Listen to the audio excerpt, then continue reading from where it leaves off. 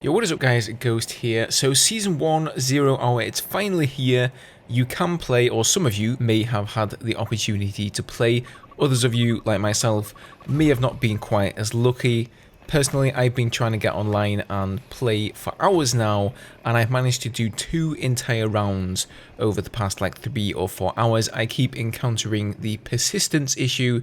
If this looks familiar to you, this also occurred when Battlefield 2042 released. It was an ongoing issue, and honestly, I'd hoped that they'd solved it for good, but unfortunately, it has reared its ugly head once again with the release of Season 1. So that's kind of the worst part at the moment. You're bringing players back into Battlefield 2042 to check out the new content, and then they can't even jump online, and a lot of people will just uninstall the game right there and then. However, let's get to the good stuff, because there is good stuff in Season 1. So first of all, from the couple of rounds I have played, the map visually looks absolutely gorgeous. I love the colour palette of this sort of autumnal yellows and oranges and greens and stuff.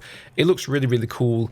And also just tactically, when you're moving across these large open areas, you've actually got cover. This sort of rocky objective where the landslide has occurred here has lots of cover on it, so even if you're moving up here and you're worried about snipers and things like that, you do have places to stop and take a breather and survey your surroundings. It's not just completely flat and bereft of any cover whatsoever like the rest of the maps. There's also a really nice variety on objectives in this map, so you do get some smaller indoor areas. There's this one tunnel with a road going through it, and that's sort of one of the more chaotic infantry areas where you'll run into a lot of players, and it gives you that Operation Locker vibe. I feel like in a lot of Battlefield 2042's original maps, they kind of went for that. I'm thinking of, areas like the stadium on Hourglass. There were some small areas that would shine, but they were few and far between. But on this map, it just works. I don't know, the pathing between objectives is good. So far, I'm pretty impressed, and in my opinion, the rest of the 7 maps really can't hold a candle to Exposure. Now, I did plan in this first video covering the helicopter and the new weapons, but as I say, since I haven't been able to actually play the game much at all, I haven't even unlocked those things in the Season Battle Pass, so I'm going to bring a dedicated video on the helicopters and definitely a dedicated one on each of the weapons as well. But what I have unlocked is the new specialist Evelina Liz, and she of course has the guided rocket launcher, basically an infantry-fired TV missile. And I can't believe I'm going to say this, but I sort of feel like I'm going to eat my words. When I first saw that this was a TV missile, I thought it would be ridiculously overpowered, everybody would be running around with one, and that is indeed the case. But my god, is she a lot of fun to use. So the way they've balanced her is you can't take either the AA launcher or the M5 recoilless launcher while you're playing as Liz. So you can only have one kind of launcher, but this opens up the dream for being an engineer again, right? One of the biggest critiques of 2042 was that you couldn't run with a repair torch and the rocket launcher at the same time. Well, now you can. I feel like it just really gives you a lot of new, unique, interesting combinations. You can also take a medkit in the rocket launcher. That's obviously going to be really popular too. So the way her guided rocket launcher actually works is that you get 2 shots, you have to reload between shots. The reload is quite lengthy, and then you get a certain amount of fuel when you fire the missile. If you hold the boost button, which is on PC, it's shift, it's probably whatever you use to boost in a vehicle, that's what you use for the TV missile, you can expend the fuel of it faster, but obviously the TV missile itself will also reach its target quicker. So if you see that target and it's pretty close by, you can just zoom straight over there, whereas if it's like a longer shot, you're going to have to play the long game and conserve that fuel. This thing will one-shot infantry, but you do have to be accurate. You have to literally body hit them with it. You can't kill them with the splash damage alone, and it will do around the same damage to vehicles as like the M5 recoilless does. I think it does more damage to air vehicles than it does to ground vehicles though. In terms of speed, if we're comparing it to like Battlefield 4, I would say that the boost mode speed is around the same speed as BF4's TV missile, maybe a little bit faster than that. If you're not boosting with it, it's actually quite slow, and it definitely makes hitting targets a lot harder. So I expected to get spammed in a vehicle with this thing, and there's a fair number of them going around, but it's not as bad as I first imagined. But yeah, Liz definitely going to be one of the more popular specialists. So that's the good stuff, right? The new content they have brought out for the game is good, at least what I've seen of it so far, in my opinion. Obviously there isn't as much content as we would like, but you guys will have already heard that with all the videos that came out yesterday. However, it isn't all roses. Along with the persistence issue that I mentioned at the start of the video, I've had some other strange bugs going forward that weren't there before. So in this screenshot here, you can see that we had a team of 53 people versus 75. I don't know if this was just a UI error in the score screen or if this was the actual player count. Needless to say, we got absolutely destroyed this game. I think we lost by about 700 tickets, so I can definitely believe that the enemy team had way more players than we did. If this is actually happening, this needs to be addressed ASAP. Another odd thing that happened a couple of times is my mouse would just randomly snap up and I'd be looking at the sky or staring down on the ground. I didn't do anything weird with my mouse, the game just did it for me. No explanation there as to why that happened. I did ask in chat and I had it confirmed for me that a few other players had encountered the same thing as well. One more critique I'd like to mention is one I put out in the Season 1 pre-patch video, and that is that they have now cut down the attack air vehicles to 1 per team.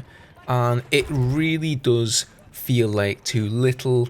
I never once managed to get in a vehicle, and I literally sat on the spawn screen and I waited and I waited and I waited, and once it spawned but somebody else got it before me because they were also waiting, and you know, you're just going to end up with somebody in the jet who always flies out of range. You never really manage to take him down and he's going to hog that air vehicle for the entire round. So if you were hoping to try out the new stealth helicopters once you reach rank 10 on the battle pass, well, good luck, sir. 1 air vehicle for 64 players just ain't cutting it, dice. Okay, let's end the video with a little bit of controversy here, because that's always fun for everybody, right? So you guys might be familiar with a guy called Jeff Grubb. He is a so-called industry insider. He usually leaks stuff about games. He somehow manages to get his hands on inside information about the Call of Duty franchise or the Battlefield franchise. And in a recent podcast, he basically said that in regards to Battlefield 2042, this game is basically down to a skeleton crew. And he says, I quote, "It's down to like the bare bones, and those people are specifically just working on the promised additional seasons that the game needs to meet the requirements of the high-end version that it sold. The skeleton crew is working to pump that stuff out the fastest and the cheapest it possibly can." He also said, set your expectations very low for this content. They're just going to get it out fast and dirty, and the idea is to move everyone to the next Battlefield as quick as possible. It's abandoned ship time. And EA saw this and they responded to this, saying that there is a significant team at DICE alongside our other studios focused on evolving and improving the Battlefield 2042 experience for all players. Now, this comes after we have all been assured that it is all hands on deck, and they literally have every single person that they can afford on Battlefield 2042 working to make the game better, resolve its issues, and bring us more content. So which person is to be believed? Jeff Grubb has been correct about things in the past. He has also been incorrect about things in the past. So should you side with EA or should you side with the insider? Well, I would say neither, because both of them have lied to us at one time or another. But what I would say is use your head, right? What do you see? And unfortunately, the way I see it is that it took DICE and EA about 6 months to bring us a scoreboard. And, you know, then I thought to myself, this doesn't really seem like the content that I expected with a studio that is, quote, all hands on deck on a project. And now, after seeing the Season 1 release, like I said, the content they brought out is good, and this map does feel like a proper Battlefield map. You really do get that feeling. It's just a single map, it is a single specialist, and let's face it, that pretty much just boils down to a gadget, right? That's really all the specialist brings to the table. And then it's 2 new weapons. Oh, and there's a new, like, smoke launcher gadget that I haven't tried out yet, but, you know, what would you do? That's in every game, right? And even one of the 2 weapons is a crossbow. Bit of a controversial decision there in itself, I think. So, seeing that amount of content in conjunction with what this insider is saying does give me pause for thought. Anywho, like I always say, you guys make up your own minds, you know, believe me, don't believe me, believe the insider, don't just listen to what YouTubers say, what insiders say, you guys make up your own decisions, you know, if you are fine with the amount of content that is in Season 1, you're enjoying it, and you're having a blast, you know, that's absolutely fantastic. Don't let anyone take that away from you. Don't let anyone tell you that you shouldn't be playing the game or you're wasting your time or whatever. You know, if that's what you want to do, it's your time and it's your money, and you go out there and you do that. But, you know, to the people who think this is too little content and they're just really hating on EA and DICE, I completely get that as well. You know, we have definitely fallen quite far.